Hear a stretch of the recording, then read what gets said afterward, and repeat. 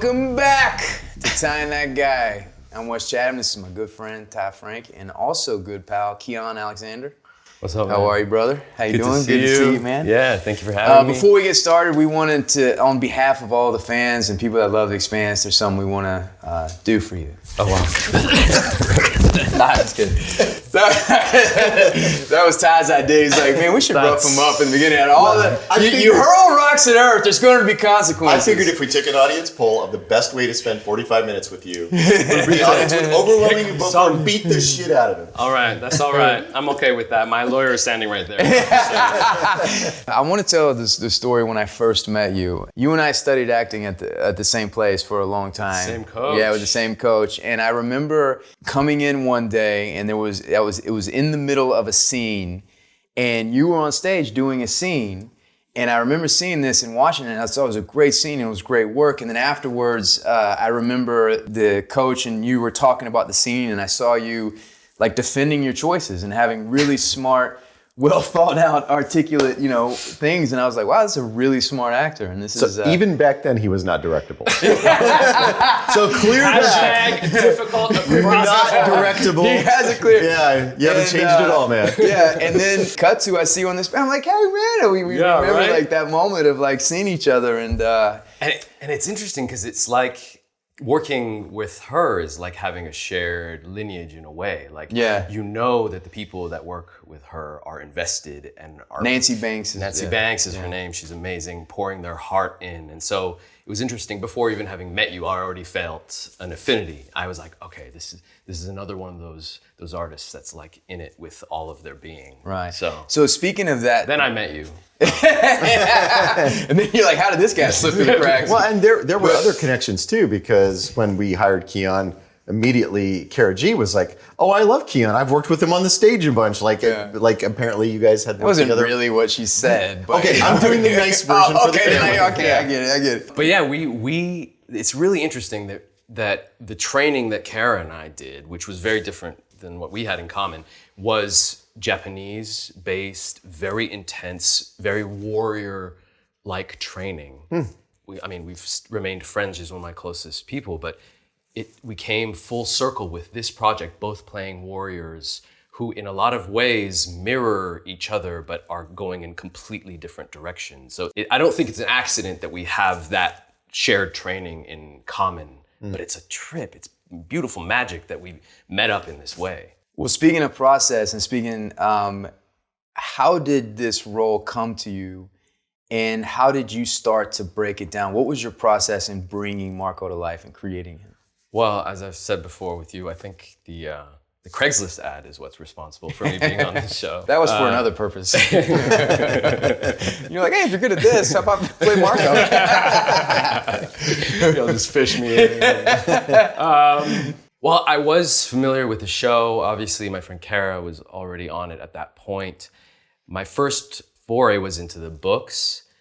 And then basically what I've had to do all along, and it's hard to do this being on Twitter, but I've had to bracket a lot of the judgments of this human being. I literally had to remove even my own perception of who he is on the spectrum of good, bad, whatever, and just find a way to, apart from his actions, see him for the little seedling that he was in the belt that grew into what he was, and find a way to trace the trajectory of what his psychology was that led to this point. So it was really important for me to go way back to the beginning in order for him not to just be the two-dimensional archetype of what he is. And that's why to this day I still resist the labels of evil or bad, or especially the T word, because those easy labels betray the dimensions and the depth of humanity and the real injustices that lead to someone being able and being willing to do such horrendous things. And so I've had to be his champion in a lot of ways, and I think it was a real gift from the books to have insight into his psychology. Like, you guys planted some really beautiful seeds there that I just sort of like ran with. And the most fulfilling thing about this for me, with Marco, has been that those seeds that you planted. I don't know if I've said this before, but I studied political philosophy, so I'm interested in the state of the world, and I'm interested in where we're heading on a bigger level, which apparently some other people in this room are also interested in. And so a lot of my frustrations and a lot of the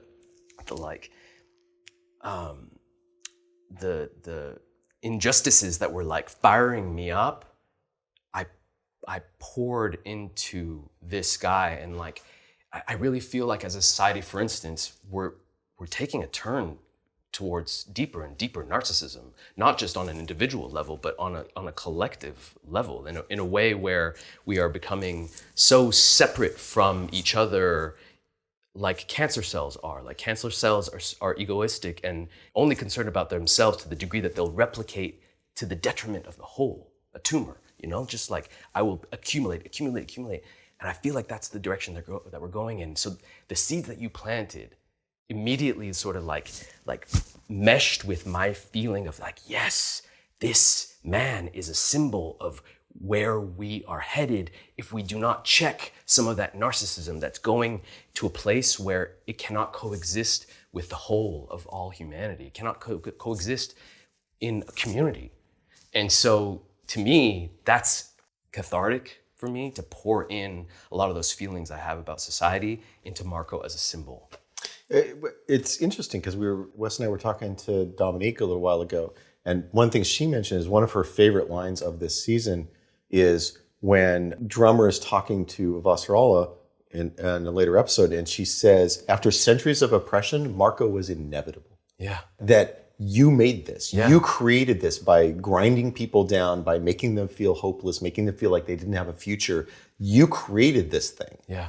The fact that Marco has valid points is a theme running through this season. That the anger that he has is justified anger. Now, the actions he takes may not be justified, but the anger that drives them. Yeah. What I think is fascinating is that when you have a karmic imbalance like that, in the way that Earth was treated the belt and what the belt went through, those rocks coming back is like a physical manifestation of that energy coming back. Those are the chickens coming home to roost. Those are the chickens coming home to roost. Yeah. Totally. And what I love about The Expanse is that if Marco does inhabit the antagonistic position, but when you hear him speak and when you hear him talk, you're like, he's got a fucking point. Yeah. He's got a point. And I think, how far can we all be pushed to where we start making those decisions? Yeah. And I know, if I look at myself honestly, it's not too far. And and that's what is so fascinating about this character, is that he does these horrible things, but you have to look at him and say,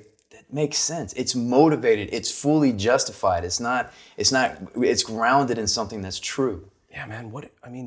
And this is, I honor you guys and Rain and the producers and all the writers for allowing that complexity to remain unanswered and for that full spectrum to exist. Because what do you expect someone to do in the face of tyranny? Really, really, truly. Like, we have the easy answers that we might get from our textbooks or from the news or from our educational system, but the answers are really not that easy if you're willing to look outside of the power holders' status quo. Mm-hmm. Like, if you really go and look at the person who's suffering, what do you expect them to do? And this is what it comes down to with Marco, and what I've really, I hope that I've somehow been able to capture the heart that underlies all of this bullshit and mania and egoism and vanity and all of that stuff on top, is that in his heart of hearts,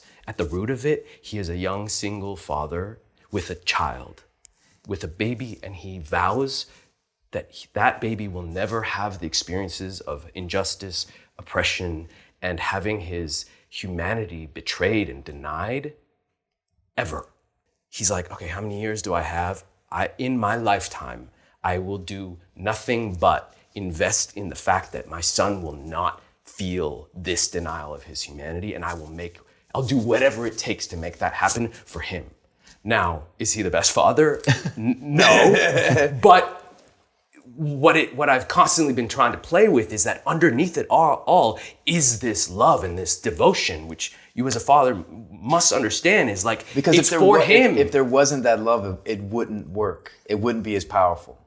I mean, I don't know if the fuel would be enough for him to be willing to carry the weight of what he's willing to carry. Like, it's literally for that son. And there's a lot psychologically in the way for him that prevents him from being able to express that love. And we see a lot of that in season 6. And I love that plays out. And we really get to the archetype of, and it's really like fathers and sons. It's like, and it's really like men. It's really like, there's a difficulty in expressing what we really feel because of our notions of what masculinity is. There's a generational gap in the emotional intelligence to be able to connect in ways that we really want to. So we go get a drink, or we go fishing, or we like sports or whatever. But I really feel like we were getting close to capturing the essence of that archetype, like fathers and sons and generational gap, like everything that stands in the way of expressing that love, even though it may be your root mission, which it is for Marco. Well, and I also think I agree with what you were just saying, and especially as far as the everything you were just saying. Thank you. 100%. For the record. What your insight is that I think is interesting, and just triggered in my head, is nothing stays pure. So I think there probably was a pure moment for Marco at the beginning when he sees this baby and he says, "I will make the world a better place for you." A lot of things happen, and there's a lot of road goes past, and a lot of speed bumps, and a lot of compromises, and so the purity of that moment goes away. But I think the triggering moment can still be a pure moment, and I can absolutely see that with Marco, that he starts out with this pure intention: I will make the world a better place for you, and he maybe loses sight of some of the reasons why he started it, and the complexity of his feelings for his son change and warp some of it. But I think the starting point is that pure moment. I think he held that kid and he said, "Oh, I'm going to fix the world for you." And everything that follows comes from that. Yeah. Totally, man. And I think that a lot of the shit that gets in the way is actually, like, there's a whole field of research into colonial psychology, and that's something that I happen to be familiar with and was able to like infuse into this, is that in order for him to go from that pure feeling of wanting to make the world a better place for his son to actually being the person that could carry that out, he had to have the bandwidth and the intelligence and the self-awareness in order to architecturally become the perfect example of that colonial psychology. Like, he literally had to understand what success meant to that infrastructure. And he had to mimic, understand, become that thing. And I mean, this answers the tattoo question that a lot of people ask over and over again, is that this human being has the intelligence and the capacity to become somebody that is worthy of being idolized, even within the colonial model. But he had to contort and metamorphosize himself, code shift, understand the difference in psychologies between not just his people, but the people that are ruling over him, in order to meet them, in order to come face to face and not just emulate the colonial system, but take it down. And that level of contortion, that level of willingness to deny whatever your essence is and become what you need to become in order to carry out your bigger mission, that's some real like fuckery at the psychological level. It's a behavior we see over and over again. And in fact, it's a behavior we saw even in season 1 of the show, which is Detective Miller taking on the affectation of Earthers. Because for him, growing up as a poor kid on series, the symbols of power, the symbols of success were all Earth things. So the hat and the clothes and the manner of speaking and trying to hide his belterness. Because you're trying to take the power for yourself that you see in these other people, and the ways in which that sort of warps people. Let's talk about that a little bit, because we love to talk about process, and so how did what you're saying now and the choices that you made and how you dress and how you walk and how you talk, how did you make those choices to bring Marco to life in that way? I And with no tattoos, go into the why you don't have any tattoos and incessantly harass Ty and Daniel and Narain because this is the type of person who sees himself as larger than life in terms of self-perception. So that means, and he is the person, like we have just been discussing, who's contorted himself and architecturally constructed himself in a very self-aware way to become who he is. And so every single thing is intentional. Every single hair on his head is intentionally placed, and not just intentionally placed in general, specifically. He code shifts constantly, and this is something that I hope comes through, or maybe with rewatching can be picked up on, is that every single person that Marco engages with, he is code switching between, because he has a keen awareness of human psychology, and what others may call manipulation, he himself experiences as metamorphosis. This person requires this. For me to achieve what I want to achieve from this person, I need to be aware of their psychology and change according to what they need to bring about that outcome, right? Yeah. And that includes whether or not he has tattoos, or how his hair is placed, what his facial hair is like, what his accent is like, how he carries his body. There's something really animal about him, and I already felt that from the way that you guys depicted him in the books. So that was something that I had so much fun playing with, is like, how is he in his like visceralness using his body to specifically get what he wants from this human being, as opposed to that human being, as opposed to that human being. So he's a piece of work. He's constantly changing. And so of course his hair or facial hair or his clothes are gonna be different. Like I love, and he loves, the harness that he wears. Like that is like, every time I put that on, that was like, that was one of my clicks, is like, and he definitely wears it in times that are not appropriate. Like I swear he sleeps with it, because it's the feeling. It's the feeling of like what he's trying to achieve. And what's cool about season 6 is that for the first time we start seeing the cracks in his portrayal. I want to talk about his fatal flaw. Yeah. But before that, though, I remember how excited you got when I came to you and I said, "What do you think if Marco keeps Ashford's guns?" Yeah.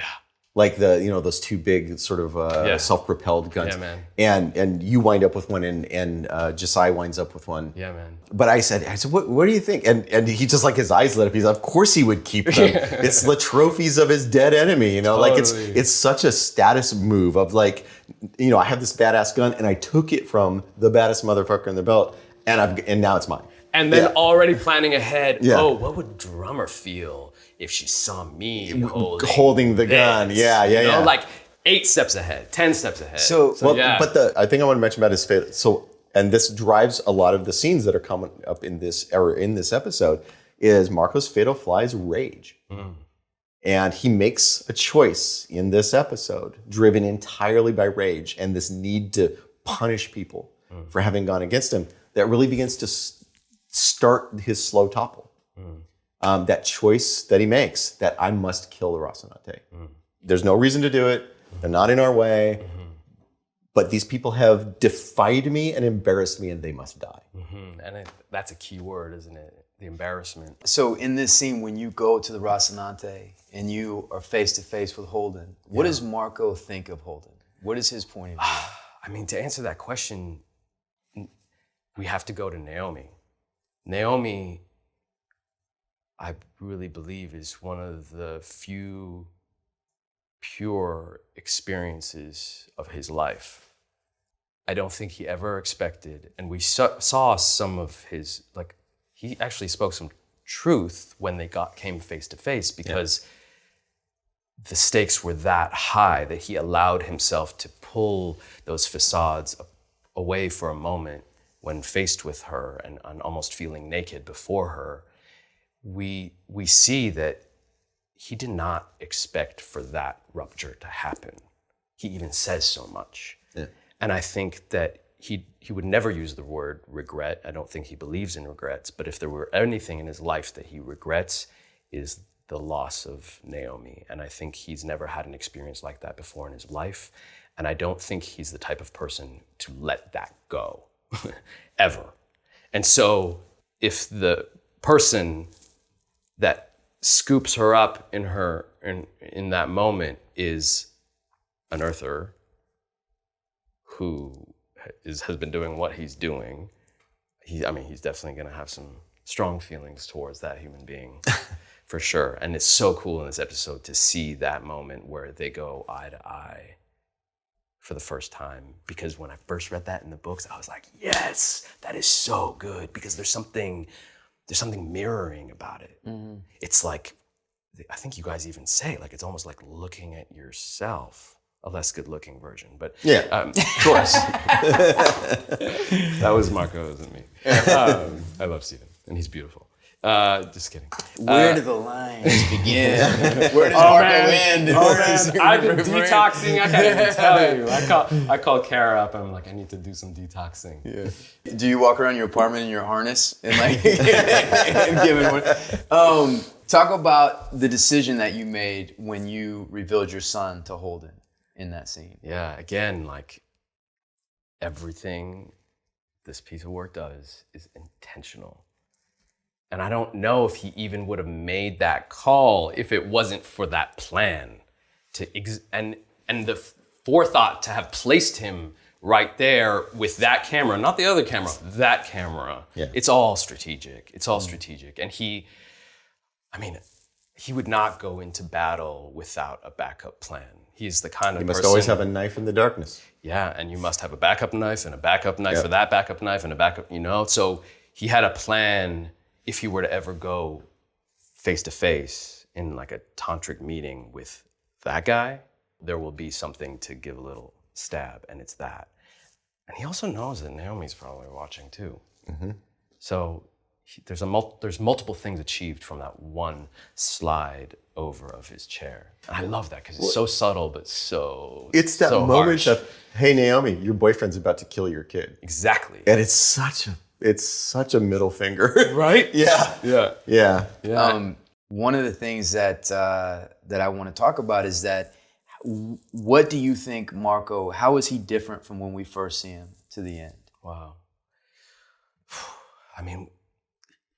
Something that's been really important to me is to try and capture, and as you know, it's like there's a lot of moving pieces and you actually don't know how things are going to be edited in the end. So to build a mega arc is sometimes challenging in this medium, but my intention was always to really show how he goes from a freedom fighter who finds that position as military leader, who evolves to his wet dream come true on the throne, as I keep joking, which is where we meet him at the beginning of this season. And this is the part that I'm really grateful that we get to show, is that moment where, like, especially because even though he is a part of the oppressed class, he is still working within a capitalist matrix that treats you and makes your identity revolve around what you achieve, right? And so his whole achievement, it's not about who you are, you don't have inherent value, you are accomplishment based. And so what happens when you've dedicated your whole life to achieving X and then you get it? What next? And so we find him at the top of season 6 in the middle of an existential crisis because his dream just came true. But did he get it? It's not fully complete. It's not fully completed, but he's now switching from military leader to governor of the socio-political system, and that is not interesting to him. He has been accomplishment based and adrenaline based for so long. So once you get to that point, and it's all the bureaucratic shit, this is not what he signed up for, and he didn't develop the tools for that. And so we meet him in an existential crisis of what next? What is my worth now? And the beautiful thing about starting the season that way, and I think it's brilliant, is that from that point, we just start seeing the cracks in his psychology. We see his fatal flaw. We see how he handles the loss of control one layer at a time, and then the loss to degrees of his son's affection. falling, like this is what happens with teenagers and fathers and all the time is like, oh, you start seeing what your dad really is like, right? See him in the daylight. Yeah, you see him in the daylight. And so to lose that perception, that admiration from the only person who you love now in your life, that alone takes a huge toll on him. That's fascinating to me. You know, the him knowing at every minute, every second of what the next move is, of what he wants, and he's striving and so strategic. But the one thing he didn't plan for is when he gets what he wants. Yeah, exactly. And how is he going to continue from that? And so now he's adrift. Yeah. Because he had this want and this need pulling him forward. Yeah. And now he's adrift. Yeah. Well, it's that whole thing. Dogs chasing cars. What do you do when you finally catch one? Yeah. He caught the car and he's like, I don't know what to do. Yeah. And everything up until that moment has been, since he is a self-made human under your full control, there's very little in his control in season 6. Yeah. And so I'm really pumped for everyone to see what lies, the cracks in his psychology, and the